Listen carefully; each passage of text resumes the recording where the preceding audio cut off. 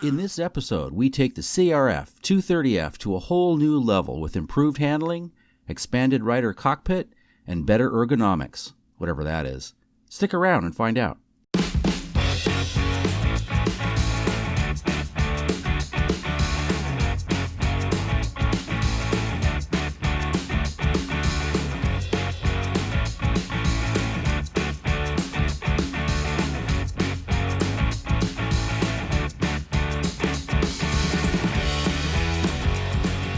Welcome back, everybody. The CR230F is a great bike. It's been called a trail bike, kid's bike, pit bike, girl's bike, old man's bike, and, well, I've ridden a lot of bikes, and when the CR230F came along, I knew it was something really special. This versatile little bike had a lot of potential, and although it does have its flaws, and what bike doesn't, I couldn't help but think, why not make it just a little bit better? Let's get started. So, the problem we have with the stock CR230 pegs is that they are very, very heavy. Very heavy. I think the reason they had this notch put in here that you see, that's for the Kickstarter to come down. And so, really unnecessary. It also places your toe in an awkward position to reach the rear brake pedal. The peg mounts, besides being too heavy, they're placed too far forward. The other glaring problem with the CRF230 peg placement is they're too wide, especially on the foot brake side. The placement is offset to the outside, making it almost impossible to grip the bike with your ankles, as you want and need to do when at speed. They're also placed too far forward in relation to the handlebars, creating a very cramped rider cockpit. So my goal was to open up what we call the rider cockpit. That being the relationship between the bars, the seat, and the pegs, like a triangle that engineers play with, tweak, and adjust to suit the most riders possible. They don't always get it right. Though the 230 is perfectly set up for a smaller rider in the 5 foot to say 5'6" range, beyond that, say 5'7", the cramped ergonomics become quite obvious. I'm 5'9" on a good day, so to me, it was very cramped. Bars were too low, too close, the pegs too far forward and high, especially at high speed. We can adjust for this inexpensively a couple of different ways. The simplest, easiest, cheapest way is using a bar riser or just taller bars. An adjustable bar riser is best so you can move them forward or back as well. This is probably the biggest change that you can easily do. However, it doesn't solve the problem of the pegs being too far forward. That creates another handling problem. Getting your feet further back helps the rear tire gain traction, especially on the steep hills. If you watch all the top pro racers, they're all on the balls of their feet, heels back, in an attempt to not only absorb the bumps, but also to transfer as much weight to the rear wheel as possible. And so what we did, we ordered a nice bar stock off of eBay. Very pretty. And somebody was kind enough to send me a pattern that they had traced out from their set that they had made.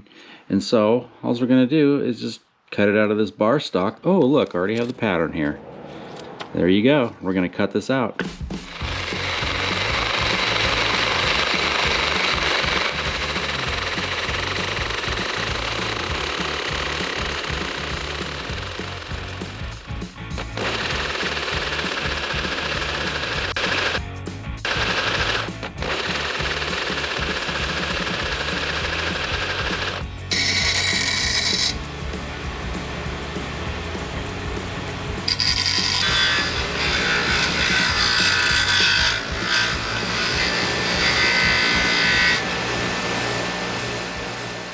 So goal number 1, bars up and forward with adjustable risers. Pegs back and down.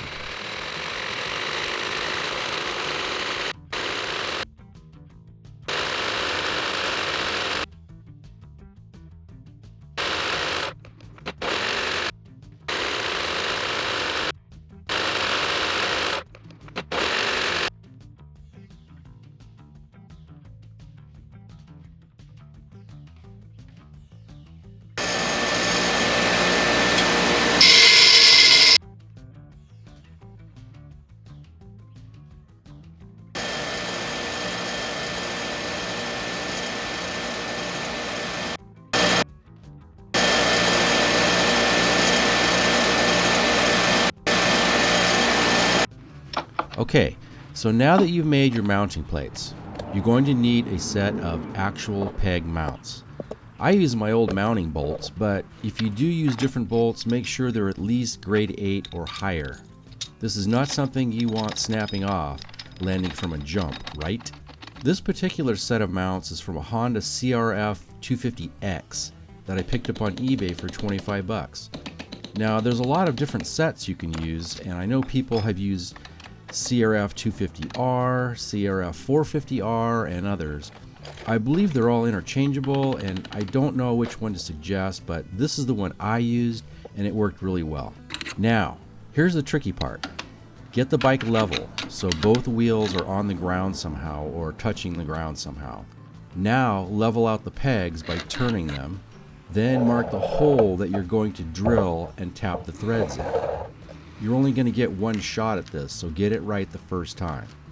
Now you get to take them off, back off for the final drilling. The pegs are just some solid billet CNC pegs I picked up on Amazon for around 40 bucks. I forget what brand they are. Just make sure that whatever pegs you do purchase, that they fit that particular mount. You're going to need to be really careful tapping into this soft aluminum. These tap and die sets are not that expensive. I think I paid about 30 bucks at Harbor Freight for this set, and I've used it quite a bit already. I'm glad I bought it. So now at this point, you can go ahead and begin your final assembly. Make sure everything is lined up and start out loose. You don't need to tighten everything up yet. You can leave the spring off for now. Just put the peg on there and make sure it's going to fit, and then you want to tighten up everything in sequence, starting with the front bolt first.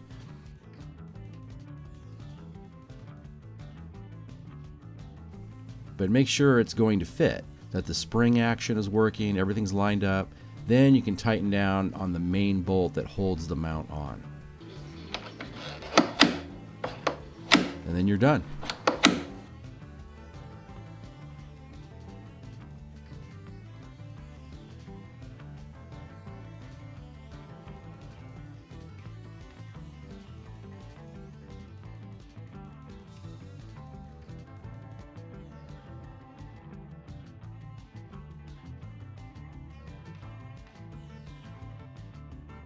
Now, one problem I did run into is the brake arm. The brake arm was hitting the peg mount, so it just took a little bit of grinding, and I ground off the corner of the mount a bit and actually ground a small notch in the brake arm as well so it wouldn't hit the peg mount. All good now.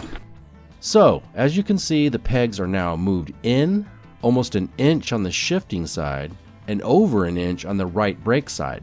Much better, big improvement. Much better grip with the ankles now, as well as better access now to the rear brake pedal.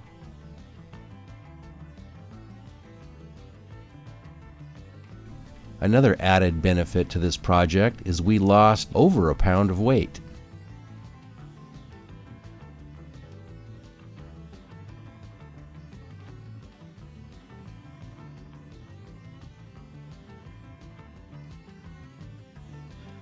Also, dropping the forks down in the triple clamps and sliding the rear axle back as far as possible will lengthen the overall wheelbase of the bike. Moving the axle back to the rear can get complicated because of chain adjustment issues, but you can easily slot out the axle holes with a Dremel tool for an additional 3/4 inch longer wheelbase and adding an extra link or two. So now we have our absolute maximum forward position, which is there, and now we've got far back as we could bring it. Before was about that far, so now we have an additional. Now it's all the way back at the end of the adjuster now, so at least we have the full range. That's as far back as it'll go, and that's the absolute maximum that we can go. I was buying a new chain anyway, so I just cut mine to fit. Also, for even taller riders, I recommend adding an inch of foam to the seat to make the transition from standing to sitting much easier. Also important is adjusting the rear shock height for the proper sag of the rear end. This is crucial. So, Between the bar risers 1 inch forward and up, and the pegs now 1 inch back and a ½ inch lower, the axle slid back and the fork dropped down in the triple clamps. The little 230 now felt very roomy and comfortable, with a longer wheelbase giving it much better handling and stability at high speeds. Also, transitioning from sitting to standing takes far less effort now. So, a lot of you are wondering, this is a lot of work. Is this really worth it? Well, for me it is. I needed the room. I needed to be able to move my legs and arms and get the most out of this bike that I possibly could. For you, just moving the bars up might be plenty. It's up to you. You're going to have to make the decisions. Whatever you do, just make sure you use quality components and do the job right. Is it now a race bike? Well, we do get closer with each step. Too bad Honda just didn't build this bike in the first place. Like a CRF230R? We can only hope. Hope you learned something. Hope you enjoyed this. Till next time, adios, and do subscribe.